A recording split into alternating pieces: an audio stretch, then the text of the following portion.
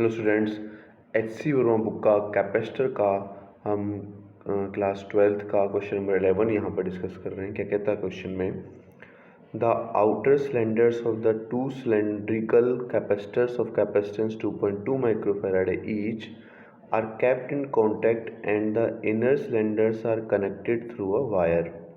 A battery of EMF 10 volt is connected as shown in figure.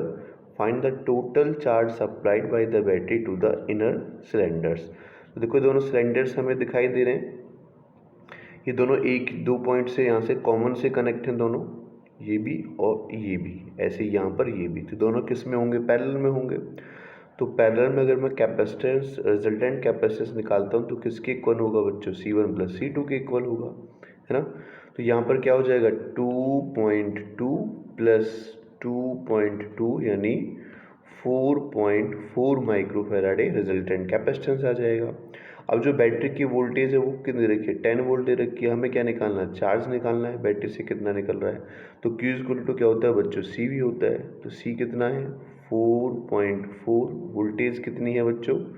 10 यानी 44 microcoulomb हमारा answer आ जाएगा। Question number 12 हम यहाँ पर डिस्कस कर रहे हैं। Two conducting spheres of radius R1 and R2 are kept widely separated from each other. What are their individual capacitances if the spheres are connected by a metal wire? What will be the capacitance of the combination? Think in terms of series and parallel connections. Okay, कहता है to conducting spheres हैं। तो मैंने light कर लिया कि ये मेरे पास एक स्फीयर है जिसकी रेडियस R1 है, ये दूसरी स्फीयर है जिसकी रेडियस है R2। तो अगर मैं इनका कैपेसिटेंस निकालूं तो फर्स्ट वाले का कैपेसिटेंस कितना हो जाएगा बच्चों? 4 pi epsilon not R formula होता है तो R1 हो जाएगा। दूसरे वाले का कैपेसिटेंस का फॉर्मूला क्या होता है? 4 पाई एप्सिलॉन नॉट R2 होता है। अभी कह रहा है कि अगर इन दोनों को हम मेटल वायर से कनेक्ट कर दें, अगर मेटल वायर से कनेक्ट करेंगे तो इसका पोटेंशियल होगा जो इसका पोटेंशियल होगा, दोनों पोटेंशियल इक्वल हो जाएंगे। और दोनों पोटेंशियल अगर इक्वल होंगे तो वो कहाँ पे होता है? पैरेलल कंडीशन में होता है। तो इन पैरेलल कंडीशन में दोनों हो जाएंगे। अगर मेटल वायर से हम उनको कनेक्ट कर देंगे तो इन पैरेलल CP यानी जो रिजल्टेंट होगा वो किसके इक्वल होता है? C1 प्लस C2 के इक्वल होता है। तो C1 की value 4 pi epsilon not R1, C2 की value 4 pi epsilon not R2। तो यहाँ से 4 पाई एप्सिलॉन नॉट कॉमन आ जाएगा एंड R1 प्लस R2 हमारे पास इसका आंसर आ जाएगा। क्वेश्चन नंबर 13 हम यहाँ पर डिस्कस कर रहे हैं। Each of the capacitor shown in figure has a capacitance of 2 microfarad. Find the equivalent capacitance of the assembly between point A and B. Suppose a battery of EMF 60 volt is connected between A and B. Find the potential difference appears on the individual capacitors. तो पहले हमें यहाँ पर equivalent capacitance निकालना है system का। देखो हर एक जो कैपेसिटर दे रखा है बच्चों वो 2 माइक्रोफैराड का दे रखा है। तो 1 2 3, पहले मैं अगर इसका निकालता हूँ, तीनों सीरीज में हो गए। तो सीरीज़ में अगर मैं कैपेसिटेंस निकालता हूँ तो सीरीज़ का फॉर्मूला क्या होगा बच्चों? 1/CS इक्वल टू 1/2 प्लस 1/2 और प्लस 1/2 यानी कितना हो जाएगा? 3/2। यानी बच्चों CS कितना आ गया? 2/3 माइक्रो फैराडे आ गया इस वाली रो का। अब ये भी 3 है तो इसका भी इतना ही होगा, इसका भी कितना ही होगा। तीनों किस में हो जाएंगे? पैरेलल में हो जाएंगे। तो पैरेलल में होंगे तो क्या फॉर्मूला हो जाएगा? 2/3 ऊपर वाली रो का, 2/3 इसका, 2/3 इसका। तो कितना हो जाएगा बच्चों? 6/3 यानी 2 माइक्रोफैराडे इसका इक्विवेलेंट कैपेसिटेंस जो पूछा था वो आ गया। अब हमसे क्या पूछ रहा है? 6 वोल्ट की बैटरी हमने कनेक्ट की है तो find the potential difference appears on the individual capacitors. हर एक कैपेसिटर पर हमें क्या निकालना है?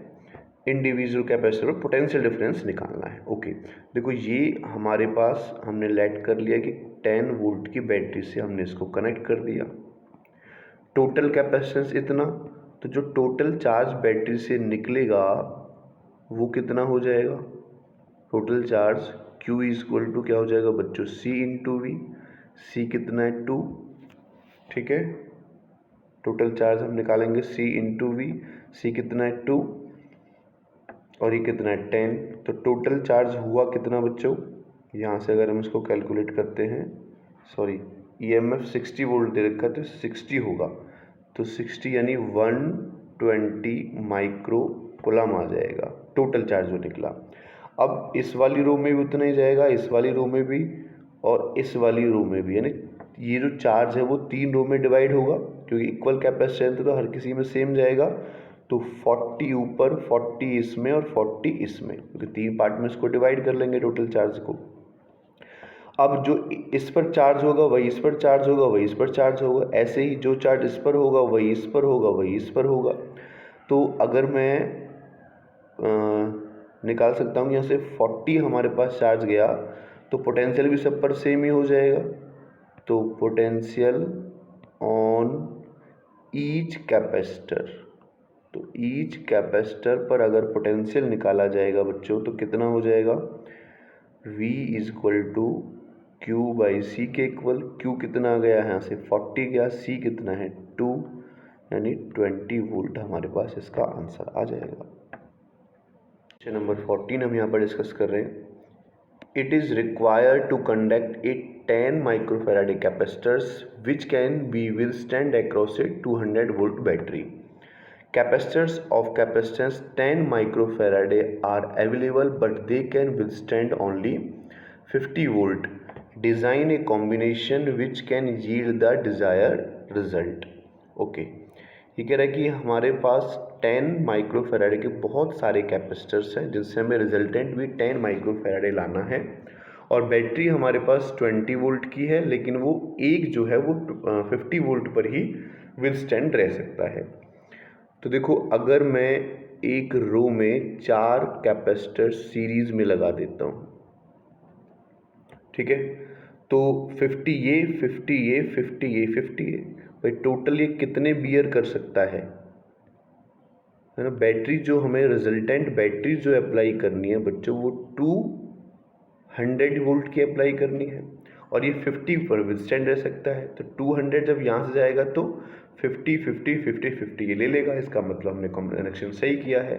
और इन सीरीज़ का अगर मैं रिजल्टेंट निकालूँ सीरीज़ में तो कितना हो जाएगा बच्चों, 1/10 प्लस 1/10 प्लस 1/10 प्लस 1/10, यानी सीरीज़ में सॉल्व करने के बाद जो मुझे मिलेगा वो 10/4 यानी 2.5 माइक्रोफेराडे इस पूरी रो का आ गया। ऐसे ही एक रो अगर मैं इधर लगा देता हूँ सेम कैपेसिटर्स की, तो 2.5 इसका आ जाएगा, सिमिलरली 2.5 इसका आ जाएगा, और सिमिलरली 2.5 इसका आ जाएगा। अभी एक का कितना है 2.5, इसका भी 2.5, इसका भी, इसका भी, ये किस में है, पैरेलल में है। तो पैरेलल का फॉर्मूला क्या होता है, सभी 2.5 को हम सिंपली ऐड कर देंगे, ठीक है। तो कितना आ गया बच्चों, 10 माइक्रोफेराडे हमारा आंसर आ गया। इतना ही हमें चाहिए था यहाँ से। क्वेश्चन नंबर 15 का सॉल्यूशन देख रहे हैं हम। Take the potential of the point B in the figure to be 0, यानी इसको हम 0 वोल्ट पर रख लेते हैं। First point, find the potential at the point C and D. तो पॉइंट टू पॉइंट कर लेते हैं, पहले इसका हम ए वाला पार्ट कर लेते हैं।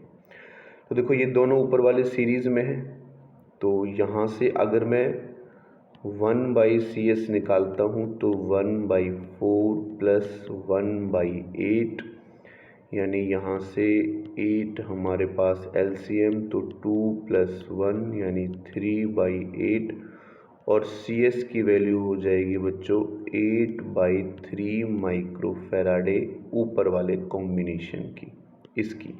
सिमिलरली इस कॉम्बिनेशन की निकालेंगे तो 1/CS इक्वल टू 1/3 प्लस 1/6 हम कर लेंगे, 6 LCM, 2 + 1 यानी 3/6, यानी CS यहाँ से मेरे पास आ गया 2 माइक्रोफेराडे, ठीक है, इसका कॉम्बिनेशन आ गया।